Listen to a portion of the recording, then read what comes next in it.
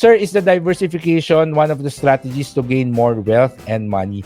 No, hindi strategy ang diversification para magkaroon ng maraming pera. Pero, strategy ang diversification to manage your risk.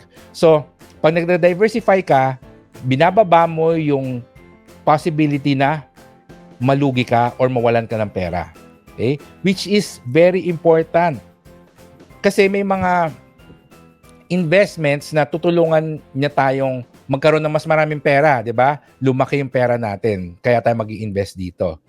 So, yung diversification, we are trying to manage our risk na sa other side, piniprevent natin na malugi tayo ng husto. Kasi pag diversified ka, there will be investments na aakyat, may mga investments na bababa. So at least, ang average mo, because you're diversified, steady. Unlike pag ininvest mo lahat sa isang asset, yung pera mo, at nalugi yun, bagsak, sobrang bagsak ka. So, diversification is not a strategy to gain more wealth, but it is a strategy to minimize losing money, to minimize the risk when it comes to investments. Okay? So, kaya very important pa rin yun. Okay?